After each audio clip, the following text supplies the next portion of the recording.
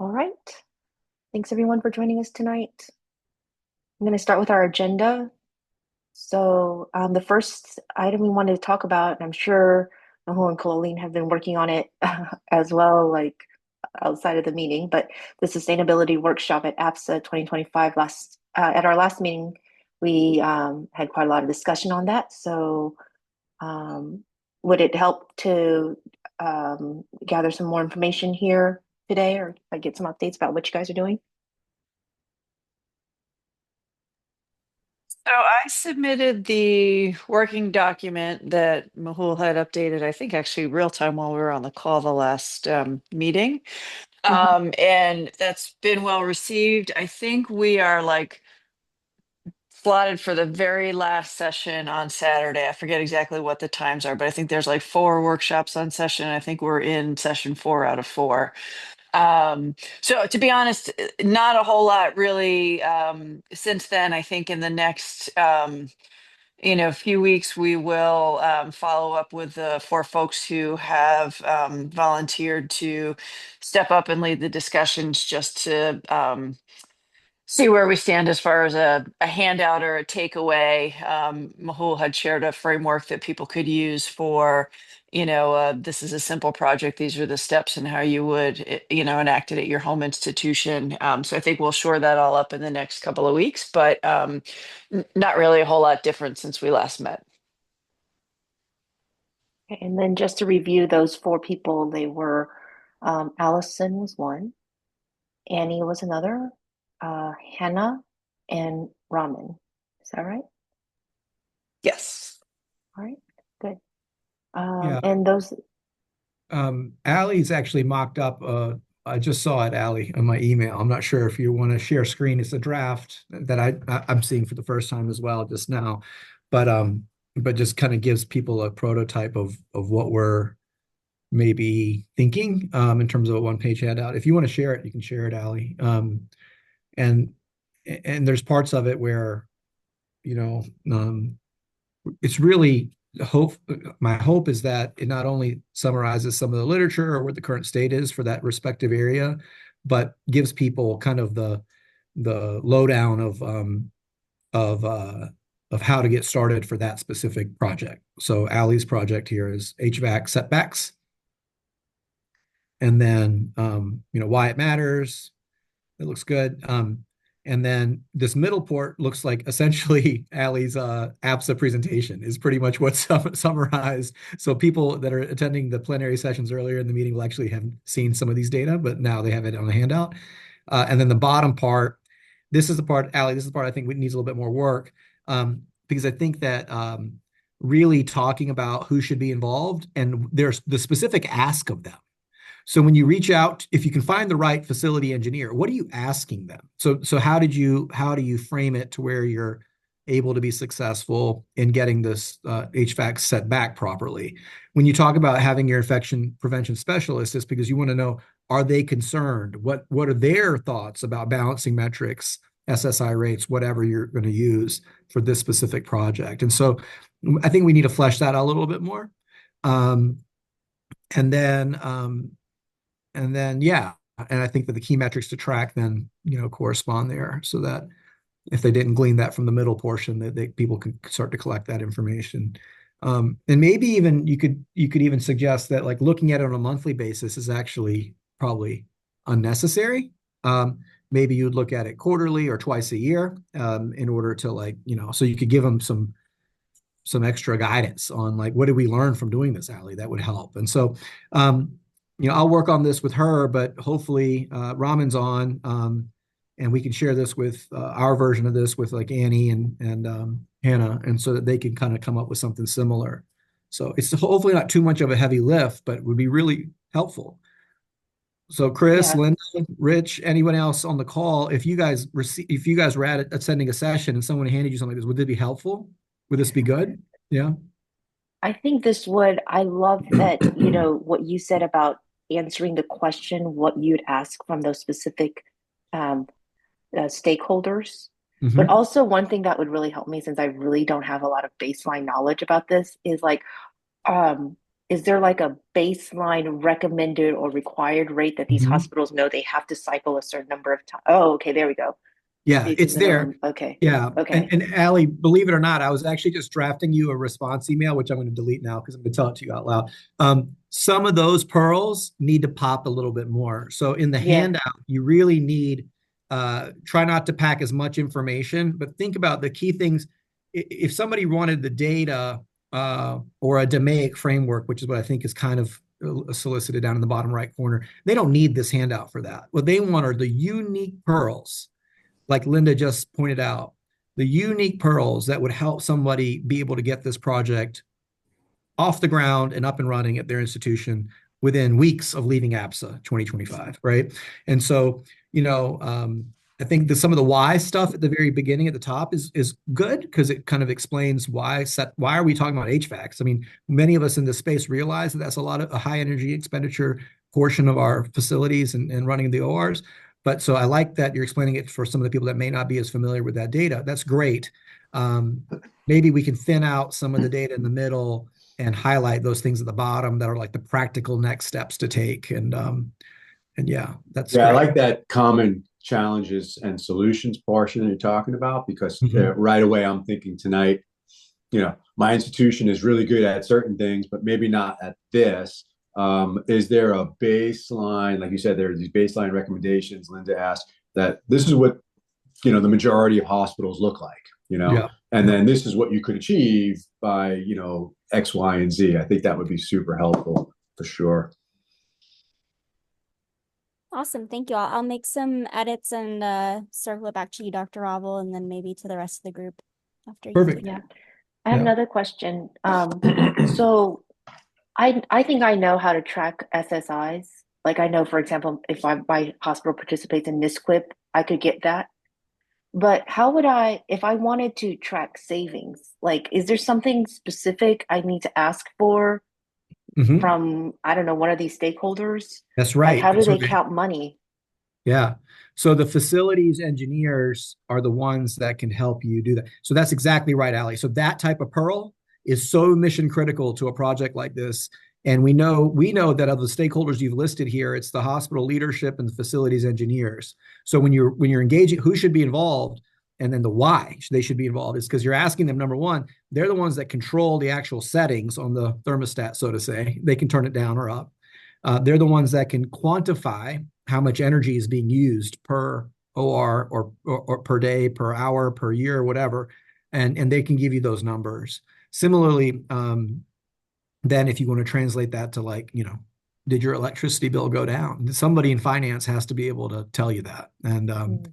and how much Or can you maybe achieve is it this work? counting kilowatt hours? Or Yeah, I don't know, so I'm it's guessing. basically the facilities engineer gave me both of these data points and then got the cost savings from Oh, essentially, kilowatt hours. I see that. Okay, yeah. yep, and then calculated the cost savings from the projected cost savings from hospital leadership and how much energy we would be saving, and then thus the electrical bill, if you will. Okay. Yeah. And then to your point, Linda, the SSI rate we used was not from NISQIP. What we used was our infection prevention and control, probably similar to many of your respective shops. They actually they may not do 100%, but they do close to 100% audit for clean cases, and they use the SSI rate in clean cases across all specialties as almost like an industry benchmark. I'm not sure if that's a joint commission thing, or why we spend so much time and energy doing that, but because we know it's exceedingly low, but it's a quality control thing where if you have breakouts of SSI, you may not detect it in dirty and contaminated cases, but you will see a blip in your clean case SSI Mhm. rate. And so they do a pretty staunch audit of that, pretty comprehensive audit of that. And we use that data because once again, all because we turn the air turnover down a little bit doesn't mean that, I don't know how correlated that is with SSI rates. I think it's all a little bit of BS, but nonetheless, that's just my thought. Um, I mean, think about every time you open the door to the OR as people walk in and out. There's even been some cases of like for implants or ortho procedures where they like tape the door shut or something, or put a big sign up that says "Don't enter" because we're doing implants, and so I think that stuff probably matters more than the HVAC running at 20 times an hour versus 30 times an hour. Like I can't imagine that's making much of a difference. But thus the data, right? And so that we need data to say those kinds of statements. So here we are, we're trying to get that. All right, cool. So, I don't want to dominate the agenda, but I think this is the type of thing, using the framework I provided or any other framework somebody wants to use to maybe think of ways to give people something in their hand or create a QR code for it, and post it up on the APSA toolkit or wherever where people can get to it, so that they can, do these things when they go home. I think it looks great. And I think that having four different sections, I think people are going to want to take one of them and maybe start something for sure. And this is helpful, super helpful. So I think it's going to achieve the goal. I think. I am a little bummed that we are the absolute last session on Saturday. It's the 11 o'clock session. I was trying to pull up the program, but the website's not easy to figure stuff Yeah, out. it's at the end, unfortunately. Yeah. But it's the last session. So I don't know whether people will have run out of steam by then. Yeah. And I can't remember, here, I've got it pulled up now, who we're going up against. So if we're in the 11 a.m. session, okay, so we're at the 11 a.m. session. There's a breakout sessions on redesigning the surgical safety checklist, addressing the needs of indigenous populations, advocating for a pediatric patient with severe obesity. Oh, this is kind of cool. Medical illustration as a tool for quality improvement. You're not allowed to be interested in something else. First of all, I think we are way better than all that. Yeah. Okay. And then navigating the toxic triad: difficult diagnosis, challenging family, and a frustrated pediatric surgeon. So those are the ones that we're kind of up against, either workshops or breakout sessions. So I don't know. But that being said, I think that the content we put together and the handouts that we're putting together are things that you may not even have to attend our session in order to benefit from the knowledge that we're trying to disseminate. So I was just thinking, we can sort of almost preempt without really ruining it. But if we're going to do handouts anyway, if there's a way to have a sustainability station kind of posted throughout, the APSA location, wherever, people might be able to come see, collect. It's almost like, when you're grabbing your coffee or something like that. They can at least grab the information, and maybe even, that'll kind of stimulate them to come to that particular session. We could have Allie and her friends hand out the handouts during various plenary sessions. Well, I didn't want to go that far, but since you said that, it's okay, because, that's your fellow. Would it be possible to have QR codes in the virtual meeting manual? Like, this is the session. These are 4 QR codes if you can't attend the session, for helpful hints about how to do sustainability in your hospital. Or even on the slides. That keeps us on message too, rather than stacks of paper. The paper. We would have to use, of course, we would use recycled. I don't know if we could use paper, like we would look so weird. That's true. How sometimes between sessions they'll have like a blank slide up. I don't know if APSA's programming committee is planning on having something recycled through like an advertisement, but if they are doing something like that, I think, if we had just one PowerPoint slide, and then the QR code, like what Rich is saying. Colleen, who's been your main contact? I was just going to say, I'm happy to reach out to Marion. I think she's been really organizing all of this, and she was the person who I've been communicating with. So let me reach out to her and see if that's feasible, because I think that makes sense. Like I was thinking exactly what you said, Linda, sort of the in between the slide, in between the sessions when there's usually some slides scrolling through. If the QR codes could pop up on there, that would be great. Mhm. And then the other thing I think is assuming it continues, I guess, after the meeting and the leadership has changed, but if the 2-minute APSA email updates are going to continue to come out, then we could also follow up the meeting with a blurb with the QR codes in it in the email that goes out to the full membership, not just the people that are at the meeting itself. That's great. Or if they're doing some of these APSA sods afterwards, I'm not sure if you guys remember that from the COVID year. Since then, we've been doing some of these APSA episodes where people can go Yeah. back and watch something. So we could advertise that too. So that's Yep. great. All right. Colleen, let us know, but it does put the onus, Ramen, and on the rest of us to get our handouts kind of squared away so that if they want to post them either on the APSA website or if we want to post them on the APSA Quality and Safety Google Drive, which is open access, we could do that. And then we would just someone smarter than me that knows how to do it would just map a link from a QR code to that Google Drive, site. So we'll have to figure that out. I don't know how to do that. Yeah, I can also check with Joanne. The website, I think it rotated through all of the advocacy groups and should be coming back to us. So once we have it back, we can put it in as well. Perfect.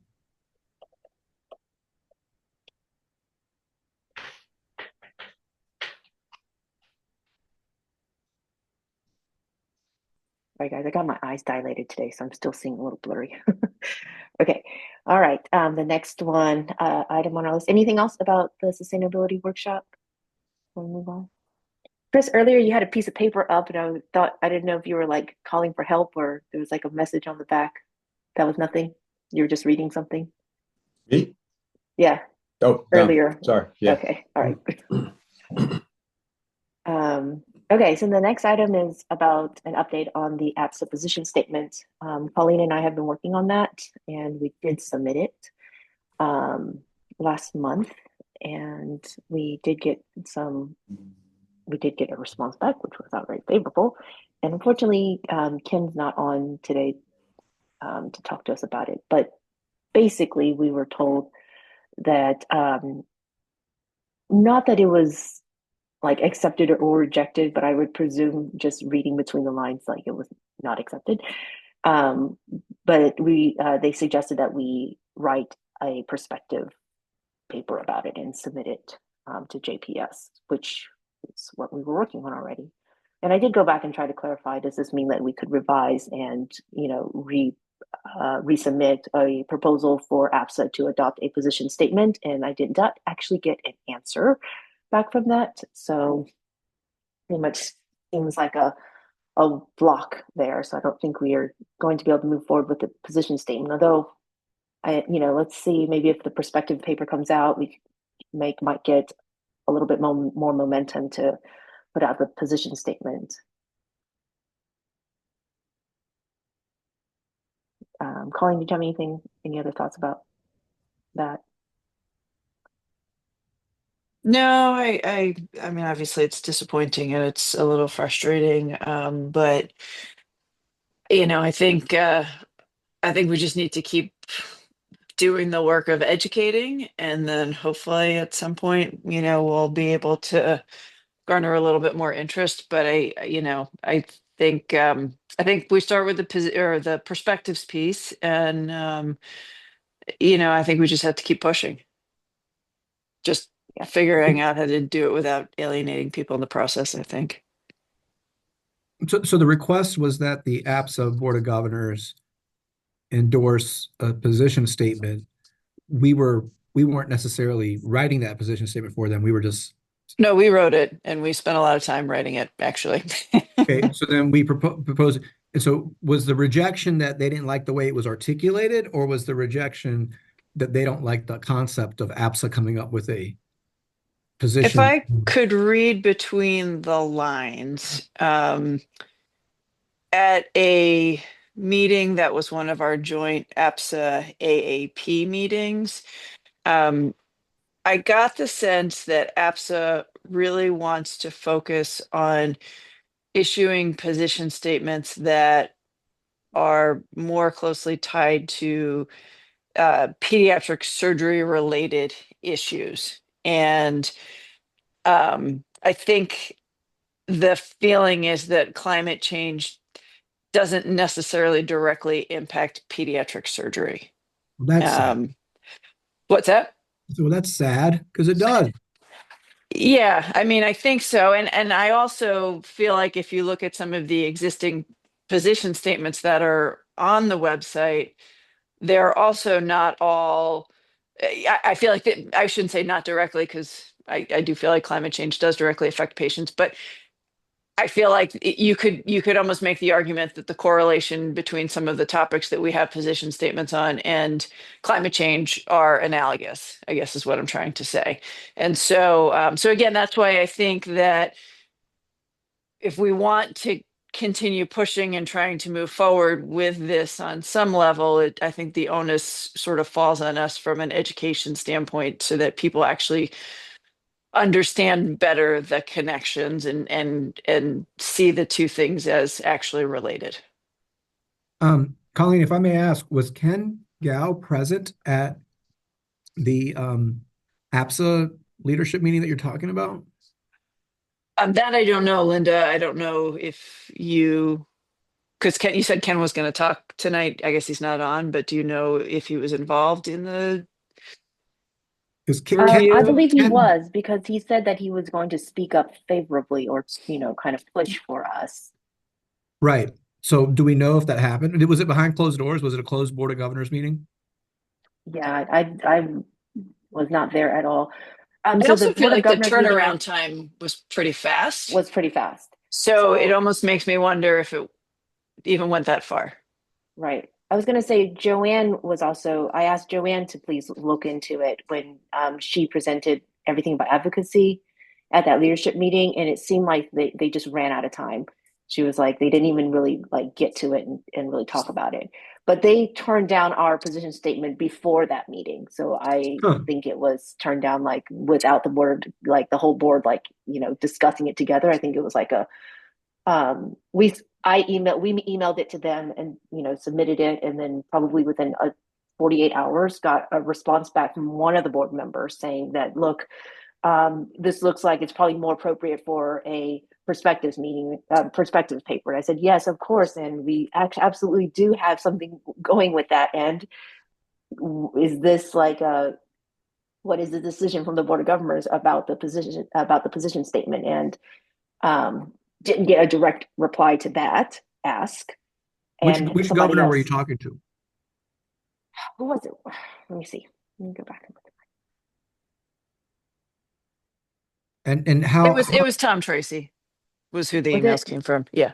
Okay. Yeah, I can't remember. It was Tom, and then Tom and was it also Wit that responded? Yeah, well, Who was the I other think two? I in my mind, I guess I was thinking of Wit was chiming in more from the perspective of being the editor in chief of JPS, forgetting that he also has the interim administrative role this year. But I think Tom was it the felt first like one who replied, like and Wit then was more Wit talking piped in. about Yeah. perspective. Yeah, yeah. Okay. Do you guys want me to you want me to talk to Ken directly, or do you guys want to let it go, or do you want to try to push harder? We don't want to let it go, but You maybe know, like right now it's you not. know that the leadership, as you guys all know, the leadership in the Board of Governors turns over pretty real and rapidly.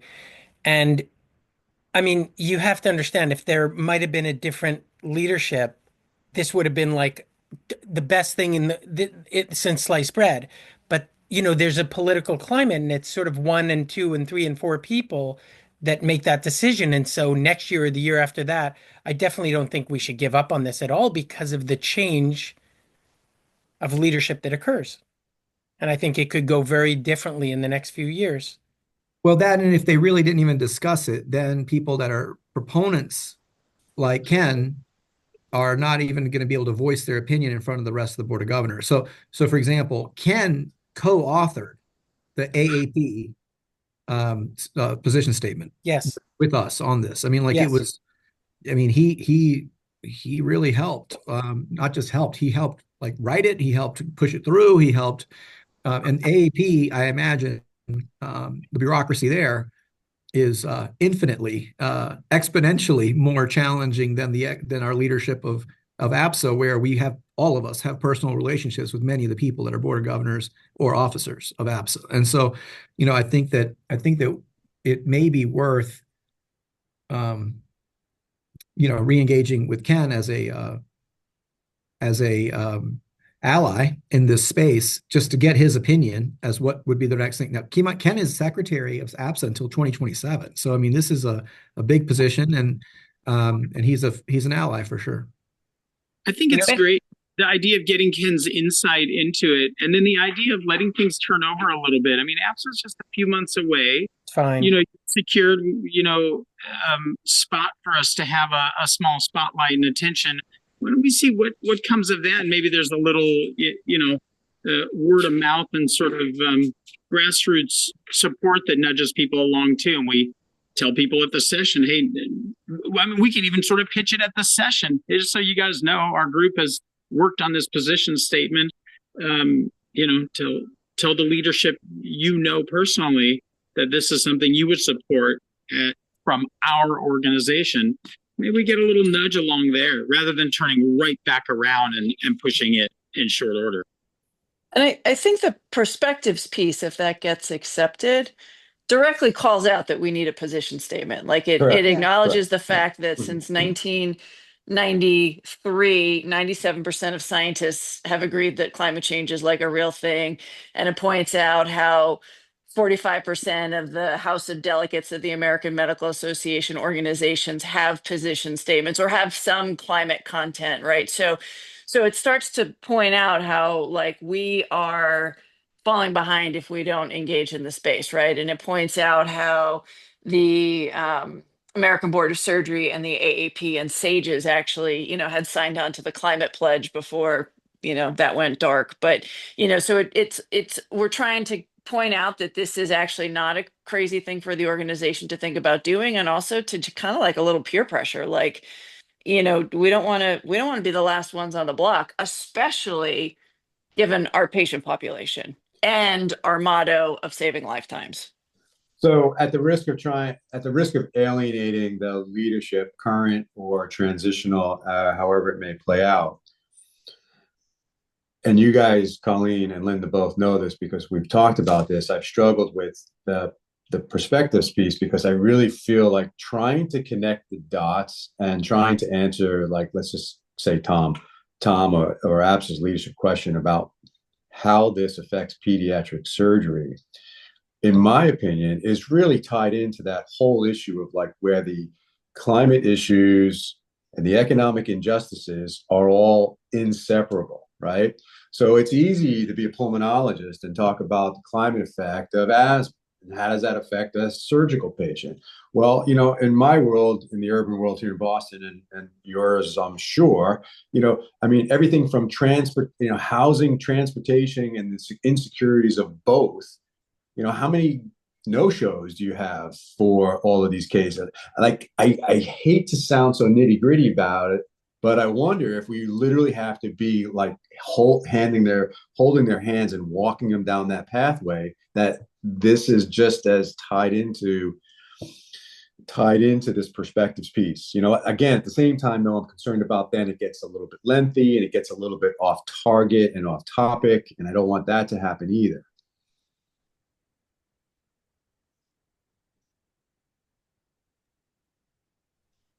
I think the piece, as it's been written and been revised and refocused, I think is very smart and to the point. I just, will it be enough, or is it just part one or part two or part of an educational series that we think we have to keep hitting people with? I almost think that that's really kind of what it is, right? Because like climate justice, which gets to what you're talking about in the interplay of all of that, like that is a huge topic in and of itself, right? I know. And so, so it may make more sense to, like you said, to break it out kind of into different sections or, different pieces as we go along. But I mean, I think one, obviously Ken's not here tonight. I think we wait till our group, this meeting, the next time we get together and to get his take on it. We get the perspectives piece submitted in the interim. We're going to be together in Canada. I think, to Ramon's point, we talk it up and we start, really kind of motivating people and getting the word out. And I don't think this is a dead issue. I think we have to just be smart about figuring out like strategy going forward. And I think Ken's insight will probably be incredibly useful in that regard. So I think we keep on where we're at and regroup next month or whenever we get together again. And let me throw this out and see what you guys think about like a survey of the APSA community to ask them, like, do you guys think that APSA should, you know, be engaged in any sort of climate change activity? Do you think that pediatric surgeons have a role in this? Should they put out a position statement? Should APSA put out a position statement? Everything short of the last question, we did a survey. I'll send it to you now. Like it's everything short of that we did. But and what did they say? It's basically 90% of people feel that this is a top priority, that we should be doing more. Only 10% of surgeons are, if I remember, I can pull the abstract up, but it's or the paper up, but it's 90% of people say we need to do this and it's important. 10% of people are actually doing anything. And Mehul, remember there was a very poor response rate. It was a very poor response. And that was interesting in and of itself. There always are poor response rates, but this was even a little bit worse than the usual. And we did that through the AAP Delivery of Surgical Care Committee, but we did it using APSA survey options. So I'm going to pull it up and send it to you. But we didn't ask that last question, which is I don't think we asked the question of like, should we have a position statement out? So I'm totally okay with like waiting. I also think that just engaging with Ken, we know that he's an ally. He's going to be a confidant. He's not going to go and stir the pot with Tom or Whit or whoever felt like this needed to be paused for now, and then and see what his thoughts are, and then get some advice from him. And then if you guys wouldn't mind, I think before I really joined the committee, that's when you guys had drafted that. So I'm not sure that I've seen the actual language that you put into the APSA position statement. So if you guys could send me a version of it, I'd just like to read it and better understand the nuances of. I'm sure it's totally in line with what other major organizations have said and done, but I'd like to see it if one of you guys can send it to me. Of course. And if you want me to read your perspectives, I don't need to be an author or anything of that sort. If you want me to read it and just give you some feedback prior to submission, I'm happy to do that. I'm totally okay with that. What about you, Colleen? Yeah, that sounds great. Okay, we'll do that. We'll send it to you. Okay, so then the next item on the agenda was about the perspectives paper, which we have talked a bit about already. As Chris said, we drafted it and we've revised and taken apart and put it back together. And it's in some sort of semblance of a final draft. And I think, Rich, you're the last one to look at it, maybe? Yep, it's been a little bit hard to get through Colleen's major firewalls, and I just got through. So, yep, I'm gonna look at it. No offense. I agree with that. My I'm glad you God. said that. It's like Fort Knox getting to read Colleen's documents. The irony is I sent it from my Columbia email address because that's slightly less Fort Knoxy than Northwell is. Oh, it is. I thought it had Northwell written all over it. I was like, this is really tough. It's not the Northwell one. The very first version that we tried to work off of was Northwell, and I don't think either Linda or Chris could even find a link, let alone open one. I was like, just text me a Word document. I'll be happy to look at it on my phone. Just copy and paste it into the body of this email. So Mehul, if I share it with you, feel free to hurl these same insults back at me and I'll make sure you have access. No, we love it. I always make people just send it to me as an attachment. I don't even try to bother with the firewalls. Lurie's firewalls after our cyber incident last year are just about probably as bad as yours are, and Oh, I rightfully. can't even imagine.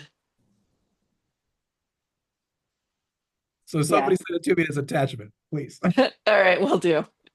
And Mount Sinai is also very bad. I was just saying how awful everything. Anyways, okay. The last version I saw, though, we were talking about using some subheadings, which I saw, and I thought they were great, and I think that helped break up the flow so that it was a little bit more of an organized directive piece, as opposed to just like the sort of big run-on essay type of thing. But I really appreciate what you did with it, you two in particular. And I really thought that it covered a lot of ground, and a lot of it was very contemporary, obviously including the LA fires, which when we first put it together was predated that, and I thought that was very very smart and very quick about how you could use something so contemporary. But at the same time, you can see that there's something about that might be missing about like pediatric surgery if you're the APSA board, But we have some latitude here with this perspectives piece. So. Okay, so we'll send it to Mehul and hear what Rich has to say after he's finally gotten a chance to look at it. Okay, the next item is about the Toronto Star investigative reporting. I'm not sure if there's anything happening for this one, and Annie is not able to join us today. So we'll move on. And the next one after that is Colleen and the survey that you're conducting with Rush. Any Yes, updates for that? we're still working on IRB approval. Ami Shah has submitted this through Rush, and basically just looking to do a survey study of parental attitudes about climate change and their children's health. So more really, I think really at this point, we're just kind of in a holding pattern until the IRB piece comes through. Okay, and let us know when we can move forward with that. Absolutely. Okay. So the next part is kind of like a new item on the agenda. Let me see, is Sarah on today? No, okay. So the next item is kind of like a new item on the agenda, which I was trying to respond to Joanne. She gave us a challenge to try to do more in advocacy on the state and local level. Looking at what if there's laws or something like that that we can support.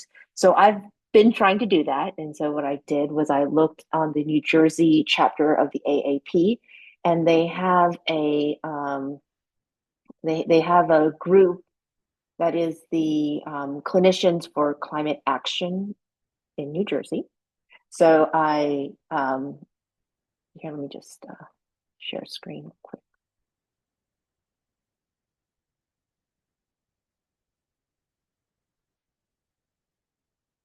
So this is the New Jersey chapter in the AAP, and they have a Clinician for Climate Action chapter. And then, so I joined them, and they are having a meeting. The next one is, the first one that I'm going to be able to join is in March 10th. So see what they have there. But they've already sent me like a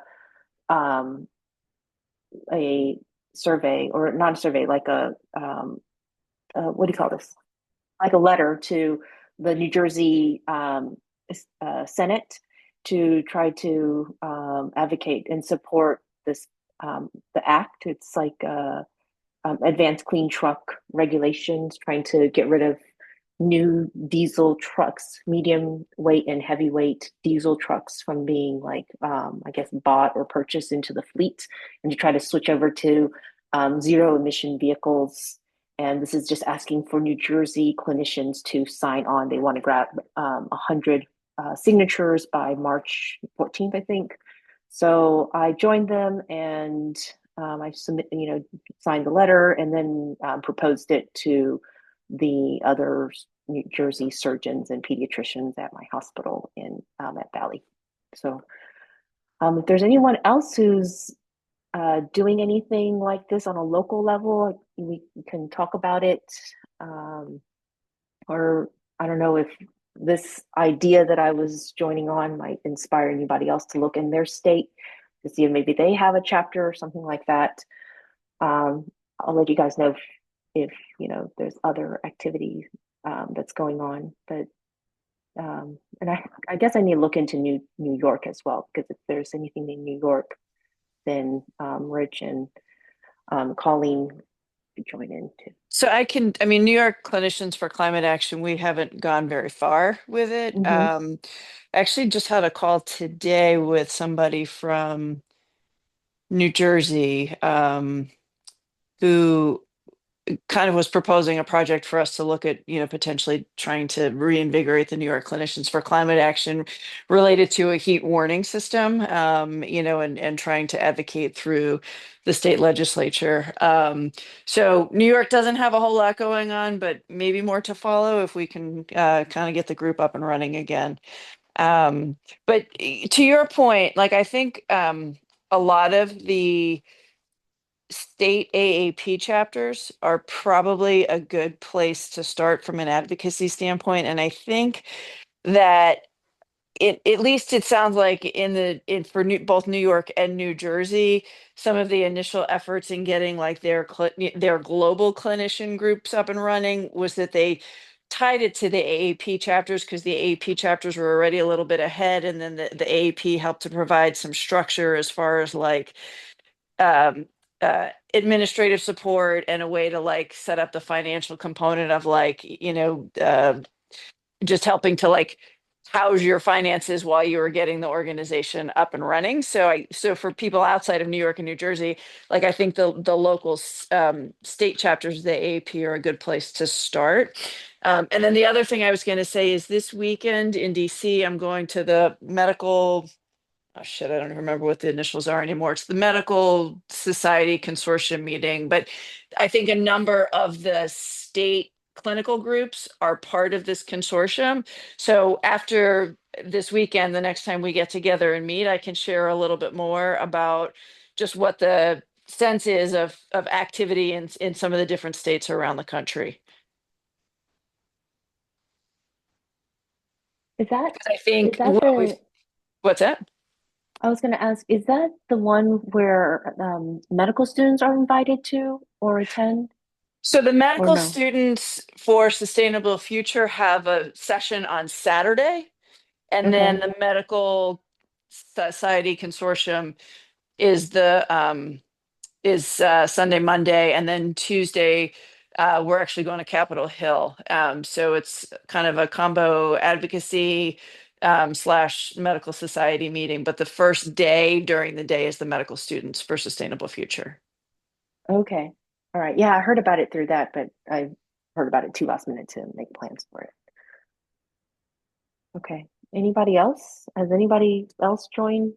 I'm excited actually that Colleen, I didn't know that you were part of the New York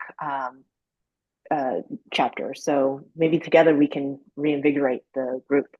Yeah, I was going to say that excited would be strong for the amount of cohesion we've had thus far. Wow, dang. Anybody else joining on a local chapter?